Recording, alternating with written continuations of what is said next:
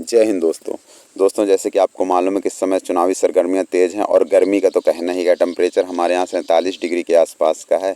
लेकिन अब क्या करें, हम लोकतांत्रिक देश में रहते हैं तो इस जिम्मेदारी को निभाना है और घरों से बाहर निकलना है और कल मतदान के लिए हमको जाना है। मतदान करते समय हमें कुछ बातों का ध्यान रखना चाहिए। सबसे बड़ी बात तो इस बात का ध्यान रखना है कि हम मतदान किसे करते हैं वो अलग बात है, लेकिन मतदान जरूर करें। इससे हमें लोकतंत्र को जिताना, किस पार्टी को जिताना है वो तो अपने सब विवेक है। हमारे कहने से ना आप मतदान करेंगे ना आपके कहने से हम मतदान करेंगे, लेकिन हम सबको मिलकर लोकतंत्र को जिताना है। और इस बात को भी ध्यान रखना है कि जो भी ये चूँकि प्रधानमंत्री का चुनाव है, ऐसे व्यक्ति का चुनाव जो देश विदेशों में जाएगा और देश का मान सम्मान बढ़ा भी सकते हैं घटा भी सकते हैं।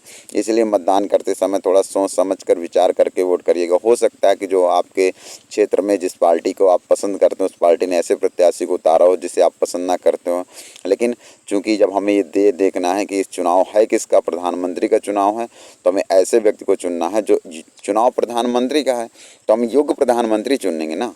हम लोग ऐसे लोगों को चुनाव में नहीं मतलब कि वोट देना चाहिएगा जो लोग चुनाव में दुखड़ा रोने के लिए भी विदेश जाते हों और लोकतंत्र खतरे में है। अभी चुनाव लड़ रहे हैं, प्रधानमंत्री को कोसेंगे, सब कुछ करेंगे, लेकिन जब बाद में चुनाव ख़त्म हो जाएंगे तो कहेंगे ईवीएम हैक है और लोकतंत्र खतरे में है। लोकतंत्र खतरे में रहता है। अब जब चुनाव आते हैं तब लोकतंत्र खतरे में नहीं होता, लोकतंत्र इसके बाद में खतरे में चला जाता है। हमें वोट करते समय इस बात का भी ध्यान देना है कि एक ऐसे व्यक्ति को चुनना है जो मेरे 140 करोड़ देशवासी कहते हैं। और हाँ, एक बात और भी कहते हैं कि लोग कहते हैं कि कुछ सरकारें जिनके आने से हिंदू मुस्लिम बढ़ गया है, लेकिन एक बात याद रखिएगा, पहले हिंदू मुस्लिम नहीं होता था, पहले मुस्लिम ही मुस्लिम होता था, अब हिंदू मुस्लिम होने लगा। क्योंकि हिंदुओं को भी एकजुट मान लिया गया कि हिंदू एक है मुस्लिम एक है। पहले क्या होता था, पहले हम लोगों को बांट दिया था जाति के नाम पर। क्षत्रिय इतने परसेंट है, वैश्य इतने परसेंट, ब्राह्मण इतने परसेंट है, कायस्थ इतने परसेंट है, दलित इतने परसेंट है, अनुसूचित जनजाति इतने परसेंट है, अहीर वोट इतने परसेंट है, ये लोधी वोट इतने परसेंट है, मौर्य वोट इतने परसेंट है, ये वोट इतने परसेंट है।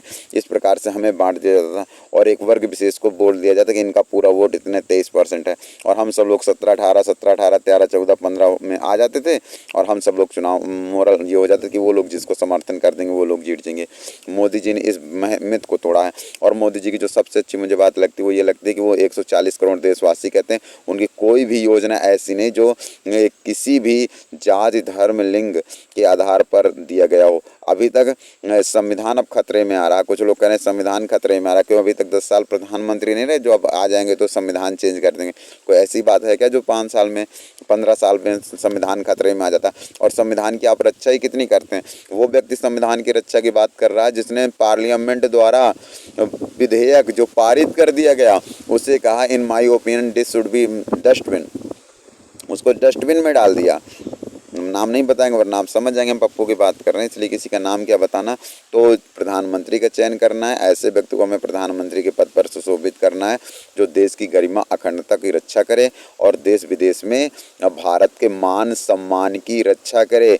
हमें उस व्यक्ति को भी प्रधानमंत्री बनाना है जिसके शासनकाल में अभिनंदन गया और वापस भी आया सकुशल। वरना हमें सबरजीत भी नहीं भूला है कि सबरजीत मर गया लेकिन पाकिस्तान की जेल से भारत वापस नहीं आ पाया। हमें उस दौर को भी देखना है कि हमारा पड़ोसी देश जो भारत को पानी पी पी के कोसता है, उसके यहाँ के जो नागरिक थे वही भारत का तिरंगा लगाकर अपने देश आए थे। क्यों? क्योंकि उसे भी भारत की छवि का भरोसा है। आज पाकिस्तान के जितने भी बड़े बिजनेसमैन हैं वो भी कहते हैं कि नेता हो तो मोदी जैसा। आज अगर आपने इसका समर्थन नहीं किया तो आगे चल के आप खुद सोचेंगे कि हम किस व्यक्ति का समर्थन कर रहे हैं। लेकिन मैं आपसे ये कहूँगा कि आप मेरी बातों पे मत आइएगा। वोट डालते समय सोच विचार कर वोट करिएगा कि आप चुनाव किसका कर रहे हैं। अगर आप प्रधानमंत्री का चुनाव कर रहे हैं तो प्रधानमंत्री को चुनिए। जब हम घर में शादी विवाह के लिए जाते हैं तो बेटी के लिए अच्छा वर देखते हैं तो वर प्राथमिकता होती है, घर द्वितीय नंबर पे होता है। उसी प्रकार से आप प्रधानमंत्री का चयन करने जा रहे हैं तो प्रधानमंत्री पहले नंबर पे होना चाहिए, आपका प्रत्याशी दूसरे नंबर पे होना चाहिए। शेष आपकी मर्जी, क्योंकि हमें आप पे भरोसा है। बस इतनी हाथ जोड़कर प्रार्थना कि मतदान अवश्य करिएगा। किसे करिएगा वो आप स्वयं तय करिएगा, लेकिन मतदान अवश्य करिएगा। जय हिंद, जय भारत।